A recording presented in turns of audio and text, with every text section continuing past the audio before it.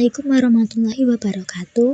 Pada video ini kita akan membahas salah satu topik yang sangat penting dan mendasar dalam dunia Islam, yaitu mazhab-mazhab dalam fikih. Seperti kita ketahui, fikih merupakan bagian dari ilmu Islam yang membahas hukum-hukum yang berkaitan dengan perbuatan manusia. Misalnya, bagaimana cara sholat yang benar, hukum jual beli, pernikahan, warisan, dan sebagainya. Sepanjang sejarahnya, umat Islam memiliki berbagai pendekatan dalam memahami hukum-hukum tersebut.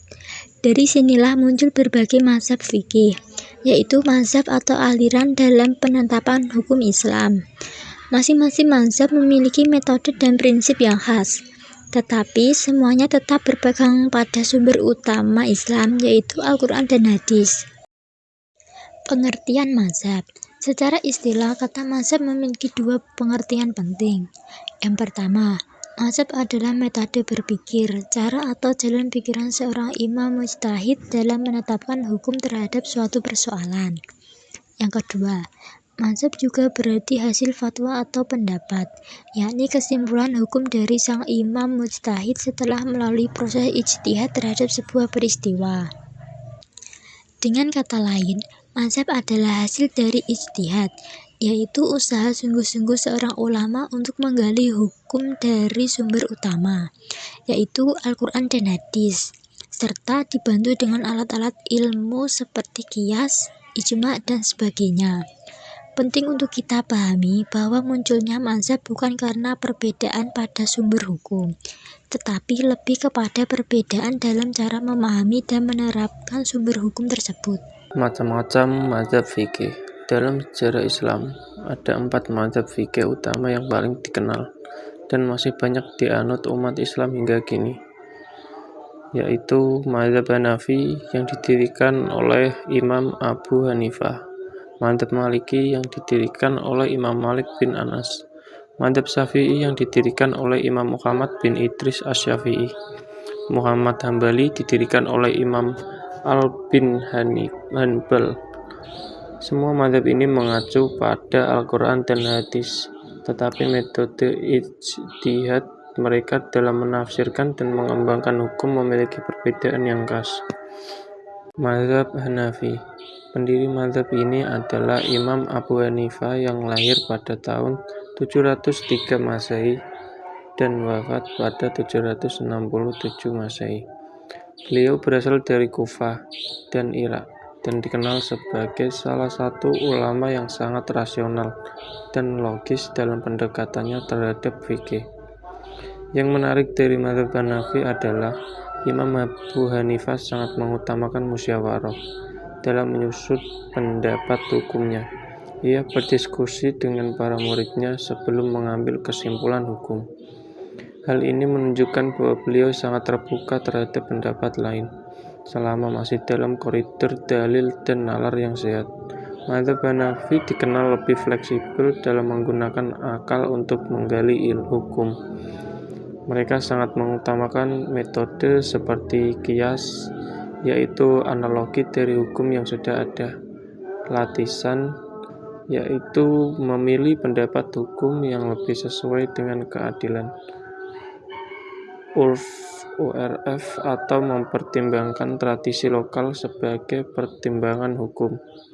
Sumber hukum mazhab Hanafi mencakup Al-Quran, hadis Nabi, ijma, pendapat sahabat, qiyas, latisan, urf.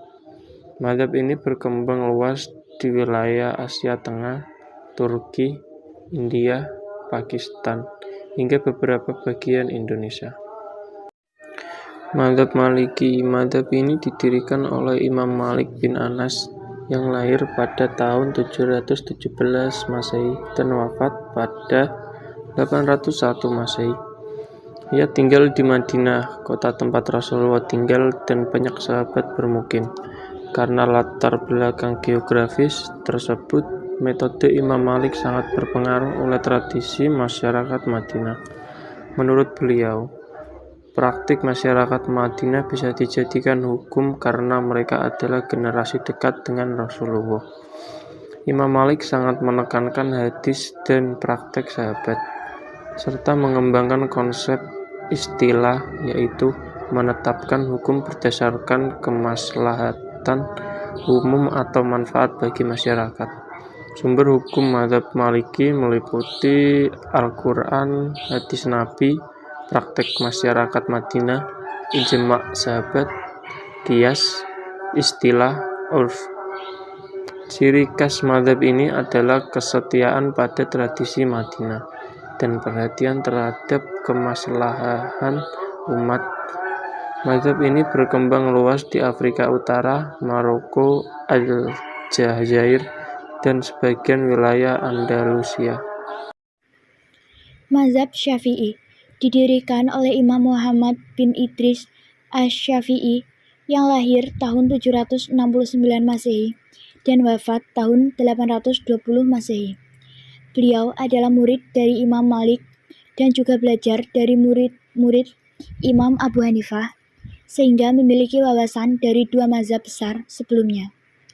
Imam Syafi'i dikenal sebagai tokoh perumus usul fikih, yaitu ilmu yang menjadi dasar dan metode dalam menggali hukum Islam. Bukunya yang terkenal adalah Al-Risalah, yang menjadi referensi utama dalam ilmu usul fikih hingga kini. Imam Syafi'i menyatakan metode tekstual dan rasional dengan sangat rapi. Ia membentuk kerangka berpikir hukum yang kuat, logis, dan konsisten. Sumber hukum mazhab Syafi'i meliputi Al-Quran, hadis Nabi, ijma', pendapat sahabat qiyas, istishab, yaitu mempertahankan hukum asal sampai ada dalil yang mengubahnya. Mazhab Syafi'i sangat populer di Indonesia, Mesir, Yaman, dan sebagian Asia Tenggara. Di Indonesia, mayoritas pesantren dan ulama tradisional mengikuti mazhab ini. Mazhab Hambali. Mazhab ini didirikan oleh Imam Ahmad bin Hambal yang lahir pada tahun 778 Masehi dan wafat pada 855 Masehi. Beliau adalah ahli hadis dan dikenal sebagai ulama yang sangat menjaga kemurnian ajaran Rasulullah. Imam Ahmad fokus utama pada hadis. Ia menulis kitab Al-Musnad, kumpulan lebih dari 300.000 hadis, yang menjadi pegangan utama dalam mazhab ini. Ciri khas mazhab Hambali adalah tekstualisme. Mereka lebih memilih untuk berpegang langsung pada dalil dari Al-Quran dan hadis, serta berhati-hati dalam menggunakan akal dan analogi, kecuali jika tidak ditemukan dalil sama sekali. Sumber hukum mazhab Hambali meliputi Al-Quran, hadis, ijma', sahabat, pendapat sahabat, hadis dhaif, atau jika tidak ada hadis lain, qiyas. Mazhab ini berkembang luas di wilayah Saudi Arabia dan menjadi mazhab resmi dalam sistem hukum secara negara tersebut. Kami di sini akan membacakan pertanyaan beserta jawaban. 1. Apakah ada perbedaan utama antara mazhab Syafi'i, mazhab Maliki, dan mazhab Hanafi dalam hal metode istinbat hukum? Mazhab Syafi'i ketat pada Al-Quran, hadis sahih, ijma', dan qiyas, tidak memakai istihsan. Mazhab Maliki selain Al-Quran dan hadis, sangat kuat berpegang pada amal penduduk Madinah, qiyas, dan istislah atau maslahat umum. Mazhab Hanafi paling luas digunakan qiyas, istihsan, dan urf atau adat, lebih rasionalis dibanding yang lain. 2. Bagaimana mazhab-mazhab fikih memandang nasionalisme dan sistem demokrasi di era modern? Mazhab-mazhab fikih secara klasik tidak mengenal konsep nasionalisme dan demokrasi dalam artian modern, karena sistem pemerintahan Islam dahulu berbentuk khilafah atau imamah, dan loyalitas utama bersifat keagamaan. Namun ulama kontemporer dari masing-masing mazhab sepakat bahwa nasionalisme boleh selama tidak bertentangan dengan syariat, yakni tidak menjadi fanatisme buta yang merugikan persaudaraan umat Islam dan nilai-nilai Islam itu sendiri. 3. Bagaimana hubungan antara mazhab Syafi'i dengan doktrin Aswaja dalam bidang fikih? A. Perbedaan dalam memahami nas atau teks Al-Quran dan hadis. B. Perbedaan dalam penetapan derajat hadis. C. Perbedaan dalam metode ijtihad. D. Perbedaan kondisi sosial dan budaya. E. Perbedaan dalam memahami mahasid syariah. 4. Mengapa terjadi perbedaan pendapat di antara mazhab-mazhab fikih? Jelaskan. Mazhab Syafi'i punya hubungan yang sangat erat dengan doktrin Ahlussunnah wal Jamaah atau Aswaja. Khususnya dalam bidang fikih, Aswaja adalah paham mayoritas umat Islam yang berpegang teguh pada Al-Quran, Sunnah, Ijma', dan Qiyas, serta mengikuti salah satu mazhab fikih yang mu'tabar atau diakui. Dalam konteks ini, mazhab Syafi'i menjadi salah satu mazhab fikih utama yang dianut oleh kalangan Aswaja, khususnya di Indonesia, Yaman, Mesir, dan beberapa negara Asia Tenggara lainnya.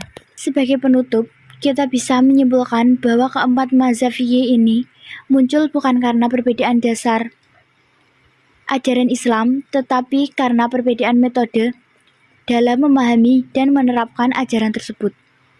Keempat mazhab ini semuanya berpegang teguh pada Al-Quran dan hadis. Perbedaan antara mereka justru memperlihatkan keluasan dan fleksibilitas hukum Islam dalam menjawab persoalan-persoalan yang muncul dalam kehidupan masyarakat yang terus berkembang. Sebagai umat Islam, kita harus menguasai semua mazhab, tetapi penting bagi kita untuk menghargai perbedaan dan memahami bahwa semua mazhab adalah bagian dari kekayaan warisan keilmuan Islam.